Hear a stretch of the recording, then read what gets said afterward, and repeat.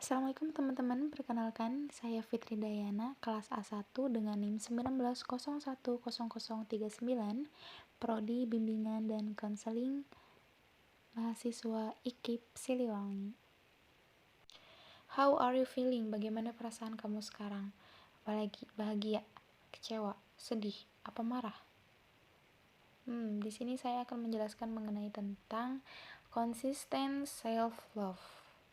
Konsisten. Dan bagaimana sih self-love itu?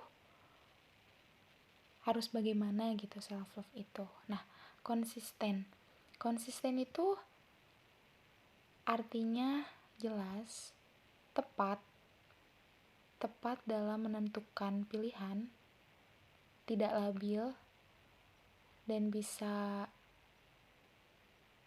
memberikan hal-hal yang positif pada diri, menentukan arah tujuan, konsisten. Ketika kita sudah paham arti konsisten itu, maka tujuan hidup kita akan terus berjalan dengan lancar. Self-love atau bentuk kepercayaan, cinta pada diri sendiri yang sama halnya ketika kita mencintai pasangan hidup kita, yang effortnya selalu positif bagi hidup kita. Cinta pada diri sendiri itu memang anugerah atau memang ada dalam diri kita. Bentuk kepercayaan cinta pada diri sendiri ketika kita sedang capek, kita selalu memberikan vibes positif pada diri. Nah, tetapi masih banyak yang belum paham arti self-love itu sendiri. Ada banyak orang yang menganggap self itu bisa dengan menyakiti diri sendiri karena ya bebas gimana kita melakukannya. Tetapi itu tuh salah. Dengan self-love tuh hidup kita tuh harus bisa lebih baik lagi, karena yang tadi, self itu bentuk kepercayaan kepada diri kita. Nah, hubungan self-love dengan orang terdekat atau keluarga. Ini adalah beberapa hubungan self-love. Yang pertama itu orang terdekat atau keluarga.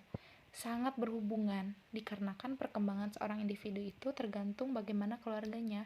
Maka dari itu, untuk membangun self-love, perlu adanya hubungan dengan orang-orang yang terdekat. Dengan adanya seperti itu, dia akan merasa dilindungi dengan sendirinya. Yang kedua itu dengan lingkungan. Lingkungan ialah suatu hal yang banyak sekali terekspos dalam hal apapun. Karena dengan lingkungan, kita bisa tahu kepribadian kita seperti apa. Ketika kita melakukan kegiatan di lingkungan yang baik, maka vibes positif dalam hidup kita itu akan muncul.